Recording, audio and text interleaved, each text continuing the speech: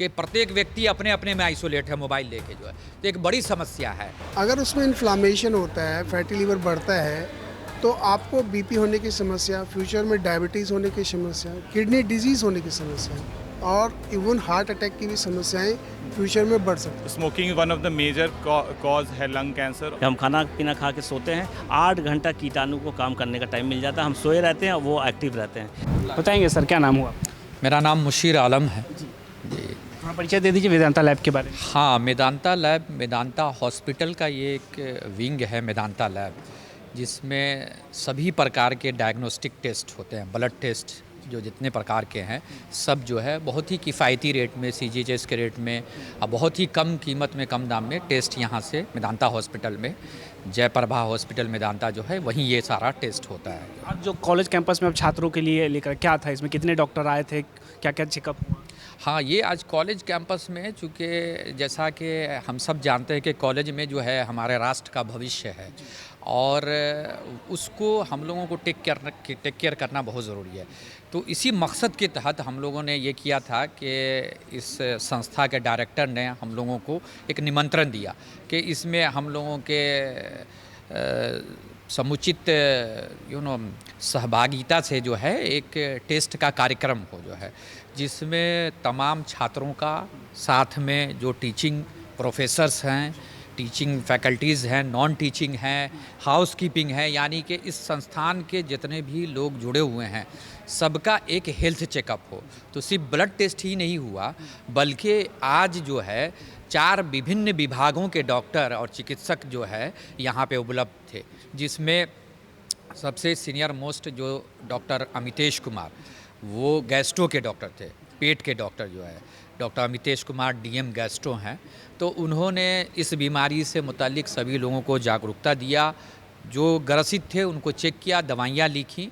उसके बाद से डॉक्टर जमशेद अनवर जो नेफ्रोलॉजिस्ट हैं, डीएम नेफ्रोलॉजी, जो किडनी के डॉक्टर हैं, किडनी के स्पेशलिस्ट हैं, उन्होंने किडनी रोग से संबंधित लोगों को ज्ञान दिया कि किस तरह से इससे बचा जा सकता है। बताइए क्या नाम हुआ?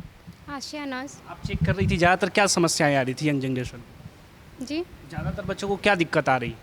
TSH, calcium. कैल्शियम की। जी, अच्छा, कई छात्र ये कह रहे थे कि मेंटल डॉक्टर होना चाहिए था, माइंड को लेकर हमें बहुत प्रॉब्लम हो रही है, डिप्रेशन, मेंटल ब्रेकडाउन, इन सब चीज़ों को लेकर तो कोई डॉक्टर दिखे नहीं।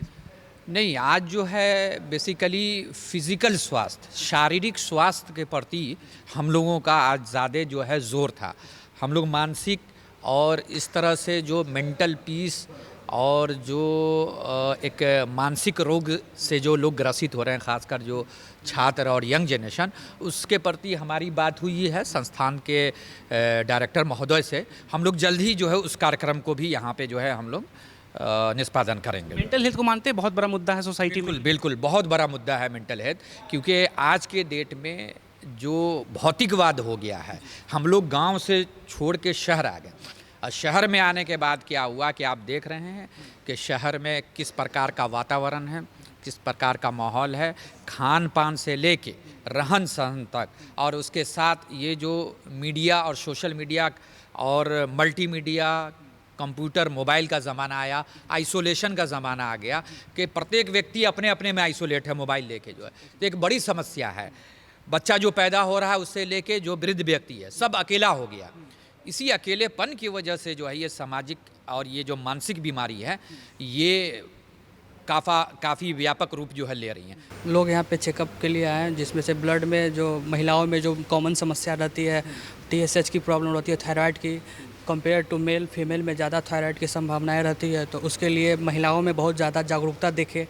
और एनीमिया का जो पेशेंट रहता है वो उसके लिए भी हेमोग्लोबिन का टेस्ट हम लोग, ये तो फ्री तो था नहीं, लेकिन हम लोग करवाएं, मेदांता को मैसेज किए, मेल किए कि सर एक रिक्वेस्ट है संस्थान की तरफ से, जो एनीमिक पेशेंट है, एनीमिक लेडी हैं, जिसमें मतलब मेंस्ट्रुएशन साइकिल में ज़्यादा ब्लीडिंग होने के वजह से ब्लड का कमी आ जाता है, तो हम लोग एक तुरंत इन्फॉर्म किए मेल के माध्यम से, तो एक इंक्लूड हुआ। तो उसमें भी हेमोग्लोबिन में भी देखें बहुत सारा सैम्पलिंग हुआ है, बहुत सारा टेस्टिंग हुआ है और बहुत सारे जागरूक हुए हैं बहुत सारे लोग, और बहुत खुशी है। उम्मीद से ज़्यादा जो है वो बढ़ चढ़ के लोग यहाँ पे हिस्सा लिए हैं और बहुत अच्छा रहा हम लोग का। बताएंगे लड़कियों में सबसे ज़्यादा क्या दिक्कतें आई यहाँ पे? Yeah, definitely. The young girls are coming with lots of problems. Most of the problem related to their hormonal disease, like calcium. So they have very least exposure to the sunlight.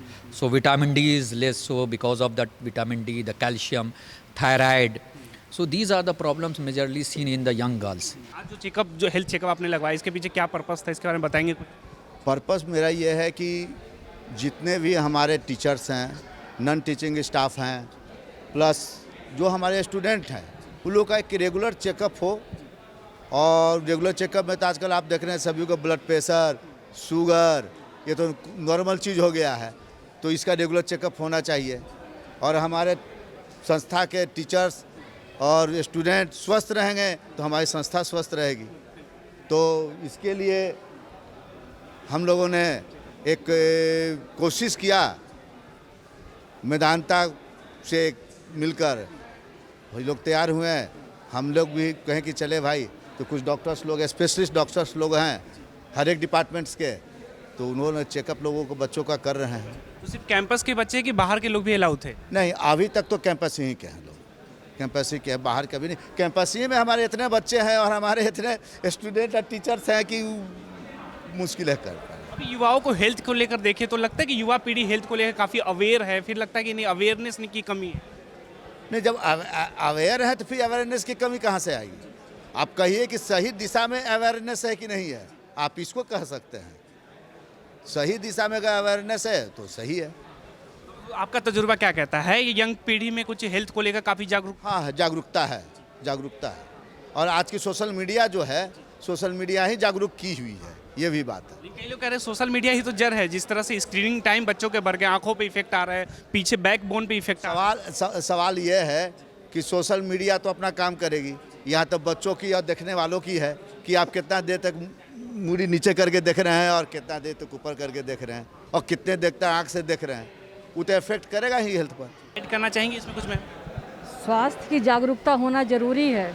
जब हम जागरूक होंगे तो हम आने वाली पीढ़ी को भी जागरूक बनाएंगे।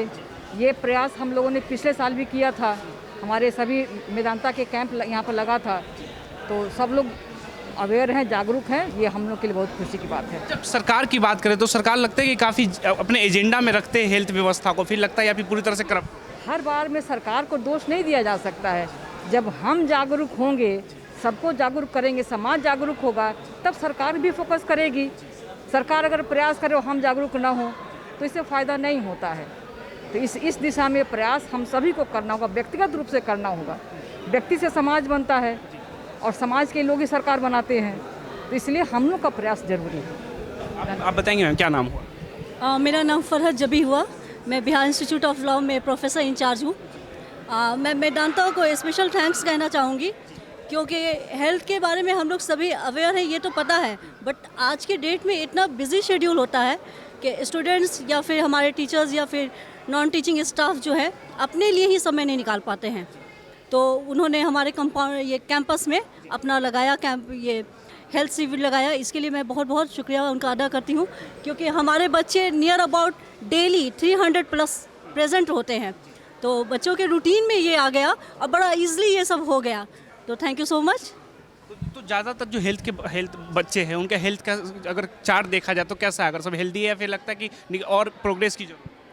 अच्छा है, लेकिन प्रॉपर चेकअप होती रहनी चाहिए, क्योंकि आज का जिस तरह का डाइट है तो पॉसिबिलिटी है कि कुछ ना कुछ कॉम्प्लिकेशंस हैं और टाइम नहीं निकाल पा रहे हैं।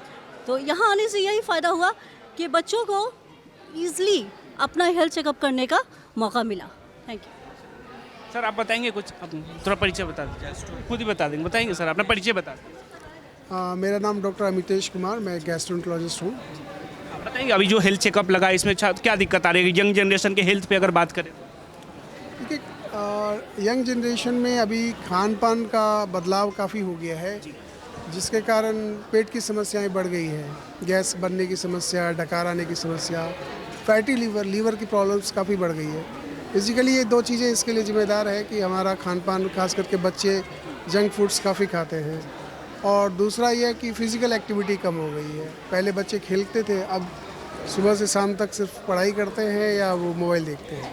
तो इसका मेन है कि प्रिवेंशन ही बेटर रहता है। युवा पीढ़ी में मोबाइल फ़ोन को लेकर कंज्यूमशन बहुत ज़्यादा बढ़ गया है, तो इसके पीछे क्या लगता है, इसका डाइजेशन पे या बॉडी पे क्या इफेक्ट आ रहा है? नहीं, क्या होता है कि जब वो खाना खाते हैं तो अगर खाने का टेस्ट आप टंग से जाता है फिर पेट पे जाता है, वो सेंस करते हैं, आपको पता चल जाता है कि हमारा खाना कंप्लीट हो गया। आपका फोकस मोबाइल पे अगर रहता है तो आप ज़्यादा खा लेते हैं। दूसरा, मोबाइल देखते हैं और फिज़िकल एक्टिविटी नहीं करते तो आप कहीं ना कहीं एक्स्ट्रा कैलोरीज बॉडी में जो फैट के रूप में डिपॉजिट होती है, तो फ्यूचर में जाके वो फैटी लीवर या गैस की समस्याएं ये सब बढ़ता है। फैटी लीवर का बहुत चल रहा है, फैटी लीवर से क्या बॉडी पे इफेक्ट आ जाता है?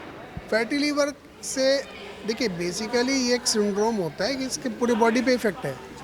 लीवर जो पावर हाउस कहते हैं उसमें फ़ैट पहले क्या होता है, एक्स्ट्रा डिपॉजिट होता है। अगर उसमें इन्फ्लामेशन होता है, फैटी लीवर बढ़ता है, तो आपको बीपी होने की समस्या, फ्यूचर में डायबिटीज़ होने की समस्या, किडनी डिजीज़ होने की समस्या और इवन हार्ट अटैक की भी समस्याएं फ्यूचर में बढ़ सकती है। वो एक सिग्नल है कि आपको अलर्ट होना है, आगे ये सब खतरा आपको आ सकता है। अभी जो यंग जनरेशन में जिस तरह हार्ट अटैक की समस्या बहुत ज़्यादा आ रही, कई लोग कोविड के जो वैक्सीन थे उसको जिम्मेवार ठहरा। ऐसा कुछ चीज़ें चेंज हुई है। जो पहले देखा जाता था, जो अटैक्स आते थे, अभी sudden attacks, heart attack, patient एकदम फिट फाट है, कोई बीपी नहीं, शुगर नहीं, तो कहीं ना कहीं कुछ तो चेंजेस हुए हैं। हमारे ब्लड क्लॉटिंग्स में कुछ चेंजेस आए हैं, जिसके लिए बारे में एग्जैक्टली कहना बड़ा मुश्किल है अभी। आप बताएंगे सर, परिचय बता दीजिए। मैं डॉक्टर जमशेद अनवर हूँ, मैं एक नेफ्रोलॉजिस्ट हूँ, किडनी स्पेशलिस्ट। आज जो चेकअप हुआ, हेल्थ चेकअप, उसके बारे में कुछ बताएंगे, कैसा था यंग जनरेशन का देखा जाए हेल्थ? हाँ, यंग जनरेशन काफ़ी इंथुजियास्टिक थे। उन्होंने अपने मतलब काफ़ी हेल्थ रिलेटेड काफ़ी क्वेश्चंस पूछे, ठीक है। मतलब किडनी को लेके काफ़ी स्टोन्स कैसे रोक सकते हैं या किडनी को हेल्दी रखने के लिए क्या क्या कर सकते हैं, इन सब के बारे में काफ़ी उन्होंने सवाल पूछे, ठीक है। तो ये एक अच्छा ओकेजन है टू शेयर द नॉलेज। एक सर्वे आया था जिसमें कहते हैं इन हिंदुस्तान की यंग जनरेशन अल्कोहल बड़े पैमाने पे कंज्यूम कर रही है, तो उसका भी तो इफेक्ट किडनी पे तो आ ही रहा। इनडायरेक्टली तो हाँ इफेक्ट आता है। ऐसे अल्कोहल डायरेक्टली तो लिवर को ज़्यादा इफेक्ट करता है, बट इनडायरेक्टली किडनीज़ पे भी किडनी स्टोन डिजीज़ वगैरह के चांसेस बढ़ जाते हैं। So it's not very healthy habit. तो मॉडरेशन में फिर भी एक अलाउ कर सकते हैं, बट बहुत यंग और बहुत ज़्यादा क्वांटिटी में नहीं लेना चाहिए। कई लोग ये भी कहते हैं कि जैसे कोई लड़की है अगर अल्कोहल कंज्यूम कर रही है तो फ्यूचर में उसके प्रेगनेंसी पे क्या इफेक्ट आएगा अगर बॉडी पे देखा? ऐसा कोई प्रूवन स्टडीज़ नहीं है। इन जनरल ही अल्कोहल अगर हाँ बहुत हाई क्वांटिटी में लेंगे देन फर्टिलिटी इश्यूज आ सकते हैं। यंग जनरेशन जिस तरह से स्मोकिंग में बहुत ज़्यादा इंडल्ज हो रहे हैं, तो लंग स्पेस का इफेक्ट आपको? हाँ बिल्कुल, स्मोकिंग तो in any form in any quantity is bad, ठीक है। मतलब अभी कुछ दिन पहले ही world lung cancer day celebrate किया गया था, और smoking one of the major cause है लंग कैंसर। और ये तो खैर लंग की बात ही सब लोग करते हैं, बट इवन किडनी डिजीज़ भी स्मोकर्स में कहीं ज़्यादा है, ठीक है। तो स्मोकिंग है ऑलमोस्ट हर ऑर्गन, हार्ट, किडनीज, लंग्स, सबको ही अफेक्ट करती है। क्या समाधान होना चाहिए? डाइट पे फोकस रखे या फिर थोड़ा अवेयर रहे इन सब चीज़? बिल्कुल, healthy lifestyle is the most important thing. Diet, physical activity, smoking को तो किसी भी फॉर्म में नहीं लेना है, अल्कोहल को भी अवॉइड करना है, जो अननेसेसरी मेडिकेशंस, ये सब को अवॉइड करना होगा। एक हेल्दी लाइफस्टाइल ज़रूरी है बाकी हर तरह की बीमारियों से बचने के लिए। पेरेंट्स भी तो अवेयर नहीं है अपने बच्चों को डाइट को लेके। सही बात है, ऑब्वियसली प्रॉब्लम कहीं ना कहीं पेरेंट्स के लेवल पे भी है। इसलिए ये अवेयरनेस या इस टाइप के प्रोग्राम इसलिए भी ज़रूरी है कि ताकि डॉक्टर्स से इंटरेक्शन हो, क्या सही है क्या गलत है, लोगों को पता चले। यहाँ नहीं लगता यहाँ सिर्फ छात्र तक सीमित है, अगर बाहर के लोग भी आते तो बहुत सारे ऐसे लोग हैं जो आप तक नहीं पहुँच सकते, इतने पैसे नहीं है उनके पास। नहीं, ऐसा नहीं है कि हम लोग यहीं पे सिर्फ कर रहे हैं। ये तो आज एक ओकेजन एक जगह पे कहीं भी होगा तो जाएंगे, बट ऐसा सोशल मतलब कम्युनिटीज़ में ऐसे होते रहते हैं, महीने में 2-4 हम लोग करते रहते हैं। हर तरह के लोग, अब एक कैंपस है तो ऑब्वियसली कैंपस का एक अपना डेकोरम है, कैंपस में ओपन तो नहीं कर सकते हैं, स्टूडेंट्स हैं तो, और कैंपस के अपनी रिक्वायरमेंट्स हैं, इसलिए ऐसा हम लोग अक्सर करते रहते हैं। आप बताएंगे सर अपना परिचय बताएं। मेरा नाम डॉक्टर अरशद हक है, मैं डेंटल सर्जन हूँ। आप ऐड करना चाहेंगे इसमें जितने तो स्वास्थ्य को लेकर जो बातें चल रही थी? नहीं, एकदम स्वास्थ्य सबसे के लिए ज़रूरी है, और हेल्थ होंगे तो डिजीज़ फ्री होंगे, और इसी तरह दांत का स्वास्थ्य वैसे ही इम्पोर्टेंट है। लोग आजकल बहुत अवेयर हो रहे हैं, ये नई ऑब्जर्वेशन है, इंटरनेट भी इसके लिए रिस्पॉन्सिबल है, और सब लोग दांत संबंधी बहुत ज़्यादा पहले से अवेयरनेस आ गई है। पहले नहीं थी इतनी जानकारी, पहले लोग डेंटल सर्जन के पास, दांत के डॉक्टर के पास जाते थे तो सिर्फ दांत निकलवाने जाते थे एक माइंड मेकअप करके। अब आज की डेट में स्थिति ये है कि दांत निकलवाना सबसे अंतिम का काम है, सबसे 90% दांत बच जाता है, और कॉस्मेटिक इंपॉर्टेंस है, सब लोग कॉस्मेटिक करते हैं, कॉस्मेटिक की तरफ जाते हैं। तो और मेरा यहाँ आना बिहार इंस्टीट्यूट ऑफ लॉ में जो आके देखा था और यहाँ के स्टूडेंट बहुत ज़्यादा इंथुसियास्टिक थे, जानने के लिए बहुत अभी के समय में यंग जनरेशन में दांतों में सबसे ज़्यादा क्या समस्या है? सबसे ज़्यादा दांतों में प्रॉब्लम आज की डेट में जो यंग जनरेशन में आ रही है वो जंक फूड और स्पाइसी नहीं, मतलब फास्ट फूड जिम्मेदार है। जो चिपकने वाला खाना, वैसा खाना दांत में जाकर चिपक गया है, वो जिम्मेदार है। उससे जो दांत जाके जल्दी ख़राब हो रहे हैं। और थोड़ा सा जो है कि 2 बार ब्रश करना जो बहुत मतलब इम्पॉर्टेंट चीज़ है, लोग ओमिट कर रहे हैं, एक ही बार कर रहे हैं। तो रात का ब्रश ज़्यादा इम्पॉर्टेंट है। रात में इसलिए इम्पॉर्टेंट है कि हम खाना पीना खा के सोते हैं, 8 घंटा कीटाणु को काम करने का टाइम मिल जाता है। हम सोए रहते हैं, वो एक्टिव रहते हैं। तो रात की ब्रशिंग ज़्यादा इंपॉर्टेंट है। हमेशा मैं पेशेंट को भी बोलता हूँ और मास में भी आके ये बात बताता हूँ। यंग पीढ़ी गुटखा कंज्यूम कर रही है, तो गुटखा का कितना इफेक्ट आ रहा है? गुटखा भी इम्पॉर्टेंट है। प्री कैंसरस जो कंडीशन होती है, तो एटियोलॉजिकल फैक्टर जो हम बोलते हैं, जो उसका कारण, तो गुटखा भी इम्पॉर्टेंट है। 6S बोलते हैं, बता दें टाइम में, तो सेप्सिस, मतलब कि सेप्सिस बोलते हैं कहीं घाव का होना, स्पिरिट, अल्कोहल किसी फॉर्म में, स्पाइसी फूड मतलब बहुत तीखा खाना, ठीक है, इस पे और हो गया क्या कहते हैं स्मोकिंग, ठीक है, और उसके बाद ये इससे इन्फेक्शन क्या कहते हैं सबम्यूकोसल फाइब्रोसिस, ठीक है, जो फाइब्रोमा का होना। 6 कारण जो होता है, जो क्या कहते हैं वो 6S से जो स्टार्टिंग होता है, वो कैंसर कर सकता है। तो शुरुआत में हम रोक दें तो कैंसर पर रोकथाम कर सकते हैं। बहुत ज़्यादा इसमें इंपॉर्टेंट रोल होता है दांत के डॉक्टर और मांस में सबसे बड़ी बात हम बताएंगे, एक लोग दूसरे लोग को बताएं। जागरूकता तो ऐसे फैलती है, उसके लिए डॉक्टर। यंग पीढ़ी जिसको आइडियल मानती है, जैसे एक्टर हो गए, एक्ट्रेस हो गए, वो लोग भी गुटखा का जो प्रचार प्रसार करते हैं, तो इसका असर बैन होना चाहिए। गुटखा तो बैन होना चाहिए, आइडियली बैन होना चाहिए। गुटखा का जो भी कंपनी जैसा दूसरा चीज़ में काम करें, गुटखा आइडियली अच्छी चीज़ नहीं है। उसको ये इलायची फॉर्म में बेचें या कुछ और चीज़ पे बेचें। पान भी बहुत हद तक सेफ़ है, लेकिन गुटखा नहीं।